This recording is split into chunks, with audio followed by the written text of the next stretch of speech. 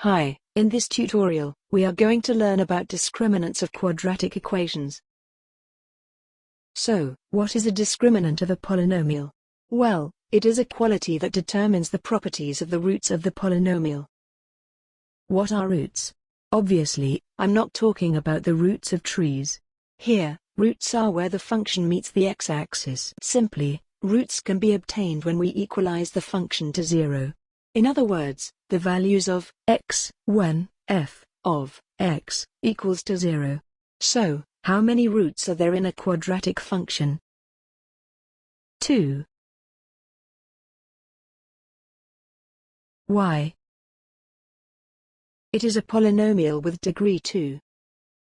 Degree 2 means 2 roots.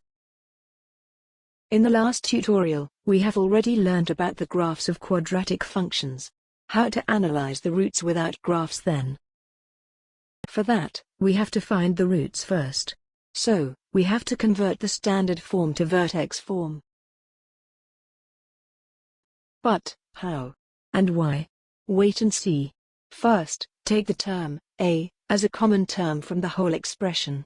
The intention is to make the coefficient of x to the power of 2 as 1. Then we have to make a complete square so that we can get x to the power of 2 plus b, x, divided by a. When we expand it, here, we can get x to the power of 2 plus b, x, divided by a, plus b, to the power of 2, divided by 4, a, to the power of 2. The last term is an extra term.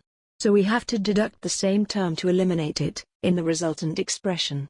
Then, if we simplify the rest of the expression, we will get this. We have converted the standard form to vertex form, and, now what? We have to find the places where the graph cuts the x-axis.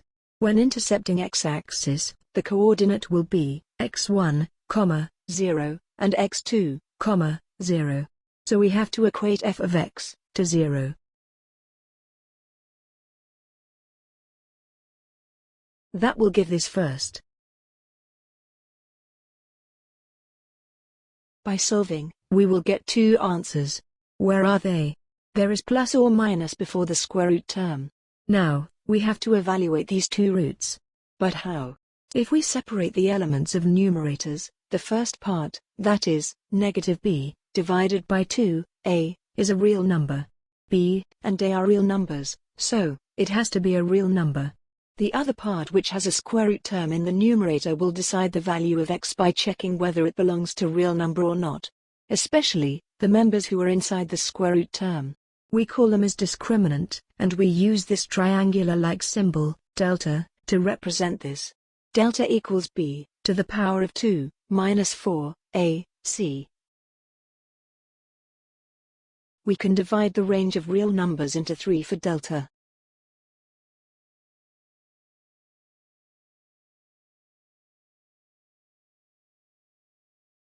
These are the ranges, or values that we can assign to the delta.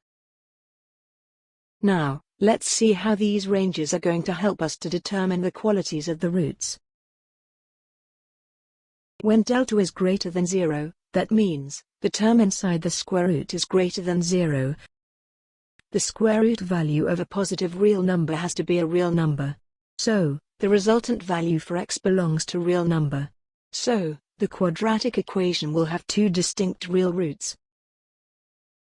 The graph for such equations will be like this. Here you can see that the graph intercepts the x-axis in two places, means, x has two real values.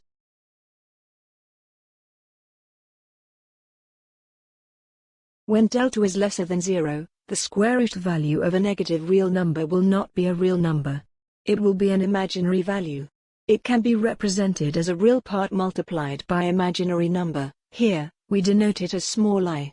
I to the power of 2 is equal to negative 1. In that case, x will not be a member in the set of real number, as it has imaginary portion. So the function will have two distinct imaginary roots. Here, you can see that the graph is not touching the x-axis.